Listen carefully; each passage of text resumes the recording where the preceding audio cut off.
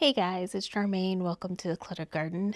Today we are roughly 10 weeks before our projected last frost.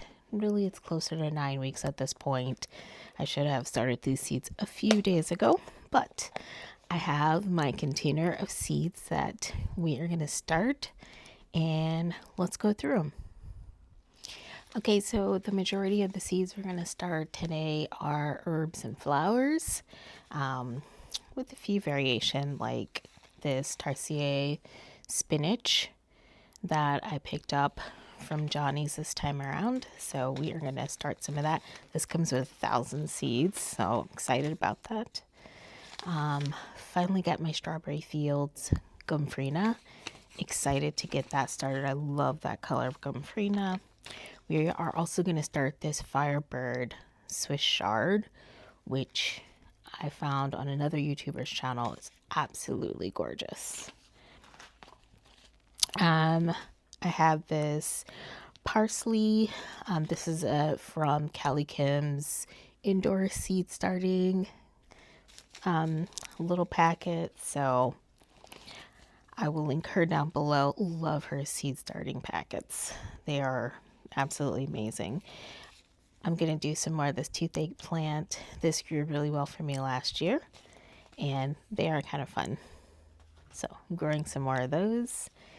I am going to start a little bit more cilantro.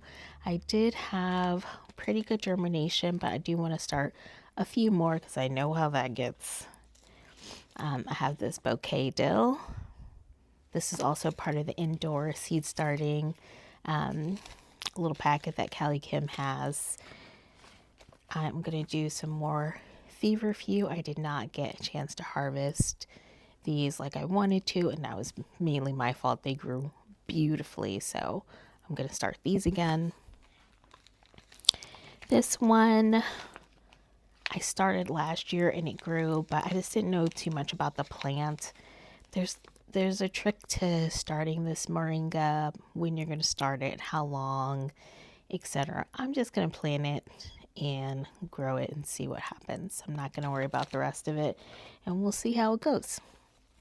I also am going to grow some more of this white horehound. I do have a little bit of it still left from last year, but I want to grow more. I'm going to grow this elephant dill. I just didn't get these planted out in time last year, so I got some fresh seed for this year. Mountain mint. This did really well for me last year. I just want to grow a little bit more, or a lot more, this year. Now this is another fun one. It's a butterfly pea. It has blue flowers that apparently will change the color of your water to blue, or whatever beverage you have, tea. So that'll be a fun one. So I have a few snapdragons that I'm going to do. This mango twist, which is new for me to try this year. The snapdragons did so well. This cherry twist is one that I grew last year. It did beautifully, so I'm excited to get that going again this year. I'm going to do another gaillardia. This one is called Indian Blanket. Excited about that one. I have this Monarda bergamot. I'm going to start that. And also this this is another Monarda called Fistulosa. Now I did have some seeds that I had in the refrigerator. This white swan echinacea I want to try this year. And then I have 3 varieties of milkweed. I've grown this butterfly weed before, but I didn't have any more seeds left, and this did really well. So I'm hoping this comes back this year. That's what they say it normally spreads, so we'll see how it goes. I have this showy milkweed and this red or swamp milkweed. So I'm really looking forward to growing these two, mostly for the pollinators. And that's where we're going to get going, so let's get sowing. So we are going to start with milkweed. As you can see here briefly, it is a brown, relatively flat seed. I like to put them on the surface, tamp them in just gently, and then add a little bit of soil on top before watering them in. I'm going to put all milkweed in here in this 6 cell, with the exception of one. I'll put the white echinacea. For most seeds, you're going to cover them a little bit with some soil. Some you do need to surface sow because light aids in germination. I do not have any vermiculite, but in those cases, I would normally add a little bit of vermiculite to the top.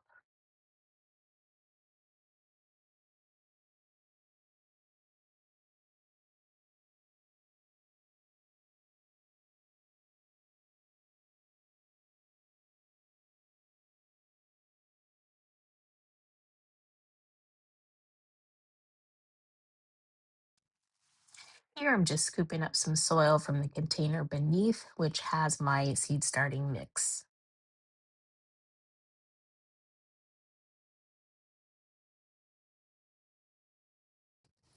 This next one is the moringa. They are very large seeds. They should have been soaked also for 3 days.